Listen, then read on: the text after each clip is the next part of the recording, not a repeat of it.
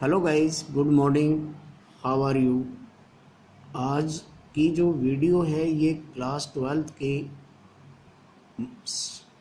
Business study में जो chapter है nature and accountants, nature and significance of management, उसमें पिछला जो टॉपिक था वो कोऑर्डिनेशंस के ऊपर था, जिसमें हमने कोऑर्डिनेशंस क्या है, कोऑर्डिनेशंस को मैनेजमेंट का सार क्यों कहा जाता है, इसके ऊपर डिस्कस किया। आज हम डिस्कस करेंगे इसका nature and feature of money coordinations.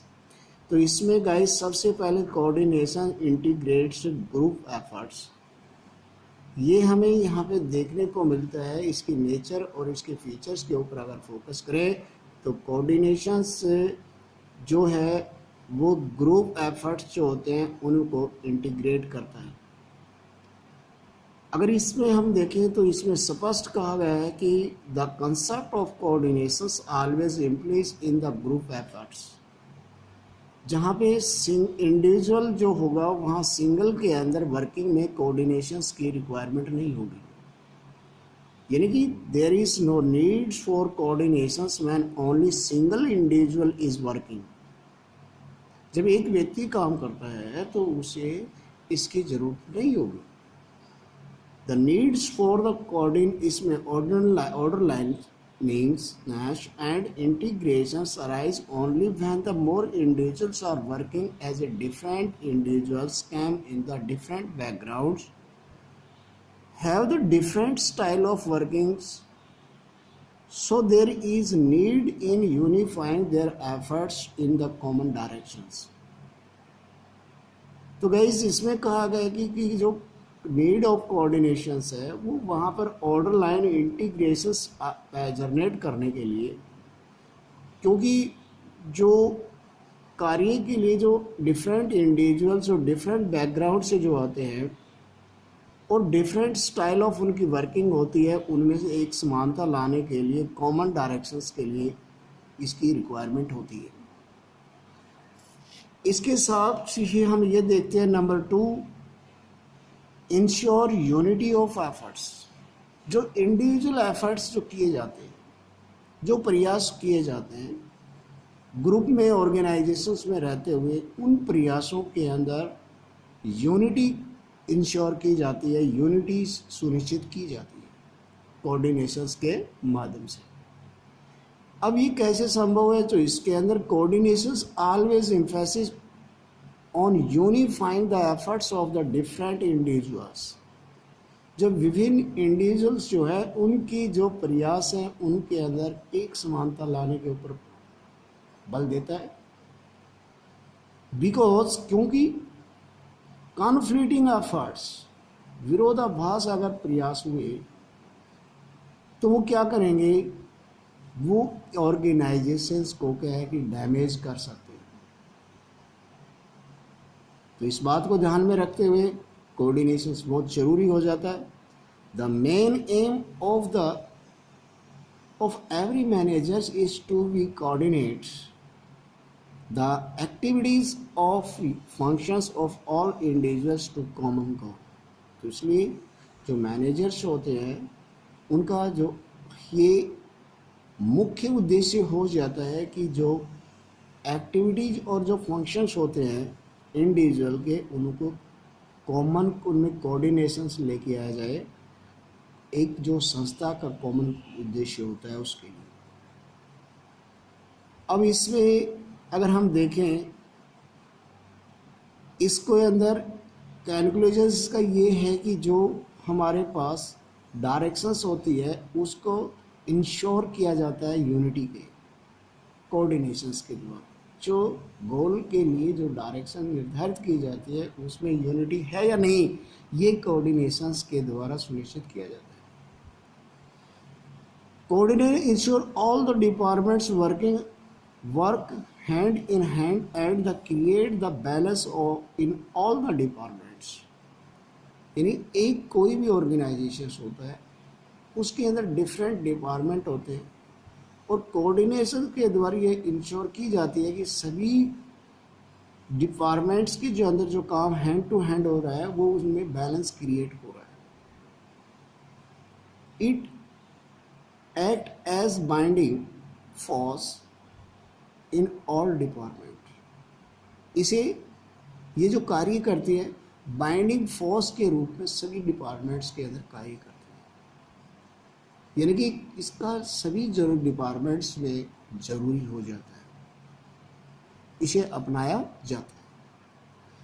अब इसका जो संबंध है human resources department plus production department से है, यानी इसमें फैक्टर्स जिनमें ह्यूमन फैक्टर और जो फिक्स फैक्टर जो हैं उन सभी से इसका संबंध पाया जाता है। अब इसमें गाइस अगर देखें तो एक परचेज डिपार्टमेंट है, sales department, finance department is equal to company, यानी कंपनी को है ऑर्गेनाइजेशन है। और इसमें जहाँ पे कोऑर्डिनेशंस की जरूरत पड़ेगी इसके डिफरेंट डिपार्टमेंट जैसे परचेज डिपार्टमेंट, सेल्स डिपार्टमेंट और फाइनेंस डिपार्टमेंट। भाई परचेज डिपार्टमेंट में परचेज किया जाता है, सेल डिपार्टमेंट में सेल किया जाता है और फाइनेंस डिपार्टमेंट में कैश फ्लो की के अरेंजमेंट होता है, उसका कंट्रोलिंग होती है। साथ में हम ये कह सकते हैं कि जो इसकी कोऑर्डिनेशंस की जो नेचर का थर्ड जो पॉइंट है वो है कंटिन्यूस प्रोसेस। तो गाइस इसको भी जैसे मैनेजमेंट जो एक कंटिन्यू प्रोसेस है उसी तरह कोऑर्डिनेशंस भी एक कंटिन्यू प्रोसेस है। ये नहीं है कि एक बार अगर इसको कर दिया जाए तो फिर आगे के लिए इसकी रिक्वायरमेंट नहीं होगी। Coordination is non ending function, जिसका अंत नहीं है।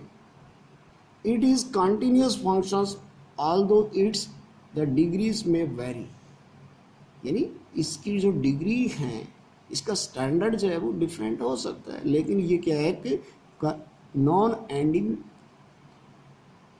फंक्शन माना जाता है। The managers work continuously to achieve coordinations and maintain coordinations because without coordinations company cannot be function efficiently। Managers का प्रयास क्या होता है? कोऑर्डिनेशंस को अचीव करना कंटिन्यूसली, उसको मेंटेन बरकरार रखना, क्योंकि विदाउट कोऑर्डिनेशंस कंपनी कार्य नहीं कर सकती, प्रभावशाली ढंग से कार्य नहीं कर सकती है। उसके साथ ही साथ अगर हम फोकस करें तो इसमें नंबर 4 जो आता है इसका, जिसमें कहा गया है guys coordinations is pervasive functions, पूर्व निर्धारित है। कोऑर्डिनेशंस इसके अंदर हर स्थिति में पाया जाता है, विद्यमान है, यूनिवर्सल फंक्शन माना जाता है इसे। It is required to at all the level, सभी लेवल के ऊपर, टॉप लेवल हो या मिडिल लेवल हो, चाहे वर्कर हो चाहे डिपार्टमेंट हो, इसलिए इस pervasive functions means universal function in all departments and performs of all functions due to interdependence of the various activities on each other. जो डिपार्टमेंट है उनकी परफॉर्म्स, उनके कार्यों की परफॉर्म को देखने के लिए जो स्वतंत्र में रूप से कार्य करते हैं, वेरियस एक्टिविटीज़, सेल डिपार्टमेंट अपने सेल की एक्टिविटीज़ देखता है, परचेज डिपार्टमेंट अपने परचेज की एक्टिविटीज़ देखता है, तो उनमें सभी में इसकी विद्यमानता पाई जाती है। कोऑर्डिनेशन 5th के अंदर, coordination is the responsibility of all managers. ये एक लाइबिलिटी है मैनेजर्स की जो कि उन्हें पूरी करनी होती है। Coordination is not the task of only top level managers, top level managers का ही कार्य नहीं है ये, but managers working at different level try to coordinate the activities of organisation. लेकिन जो डिफरेंट डिपार्टमेंट में जो लेवल के ऊपर काम कर रहे हैं उन सभी की क्या है कि ये एक्टिविटीज प्रयास करने की एक्टिविटीज है। The top level try to coordinate the overall plan and policies of organizations। Top level का कार्य क्या है? संपूर्ण जो ऑर्गेनाइजेशंस है उसकी सभी प्लानिंग और पॉलिसी से निर्धारित करना। Middle level try to coordinate departments activities and lower level coordinate the activities of work. यानी कि मिडिल लेवल का संबंध जो है डिपार्टमेंटल एक्टिविटी से और लोअर लेवल का कोऑर्डिनेशंस का संबंध किसने है, वर्कर एक्टिविटी से। इट मीन्स ये एक रिस्पॉन्सिबिलिटी मानी जाती है। इसके साथ ही guys coordinations is a deliberate function, यानी every manager try to coordinate the activities of organizers to avoid confusions and चॉर्ज। किसी तरह की भ्रांति पैदा ना हो, इसलिए इसे कोऑर्डिनेशन एक्टिविटीज को मैनेजर है वो प्रयास करता है ऑर्गेनाइजेशंस में। Without coordination efforts of individual can not be united and integrated. यानी कोऑर्डिनेशंस के बगैर जो इंडिविजुअल जो हमारे एफर्ट्स हैं उनमें न तो यूनाइटेड हो सकती है, नहीं वो इंटीग्रेट किए जा सकते हैं। That it is high like the performing the various activities in the organization manager deliberate the performance coordination function. यानी कि इसमें मैनेजर्स जो ऑर्गेनाइजेशन कोऑर्डिनेशन फंक्शंस की सहायता से ही जो है वेरियस एक्टिविटीज है उनके अंदर इंटीग्रेशंस और यूनिटी है वो स्थापित करने में सक्षम होता है। और इसके फीचर्स ऑफ कोऑर्डिनेशंस के अंदर अगर गाइस हम देखें तो एक तो इंटीग्रेट्स है ग्रुप एफर्ट्स जो है, इसको इस तरह से डायग्रामेटिकल दिखाया जा सकता है शॉर्टकट के अंदर। अगर आप याद करने के लिए भी अगर रखते हैं तो अपने दिमाग में इस तरह से आप डायग्राम बना के फॉलो कर सकते हैं। इंटीग्रेट्स द ग्रुप एफर्ट्स को जोड़ता है। इंश्योर यूनिटी ऑफ एफर्ट्स में सुनिश्चित करता है उनको, जो सामूहिक होते हैं कंटिन्यू प्रोसेस के रूप में इसे देखा जाता है और परवेशिव फंक्शन के रूप में देखा जाता है। साथ साथ इसमें ये एक रिस्पॉन्सिबिलिटी होती है ऑल मैनेजर्स की और एक डिलिब्रेट फंक्शंस है वो कोऑर्डिनेशंस को माना जाता है। तो मेरे को उम्मीद है गाइस कि ये कंसेप्ट आपको क्लियर हुआ होगा। नेक्स्ट जो हम करेंगे importance of coordination, need of coordinations क्यों है, तो इसे लाइक करना और सब्सक्राइब करना न भूलें। Thanks, have a nice day.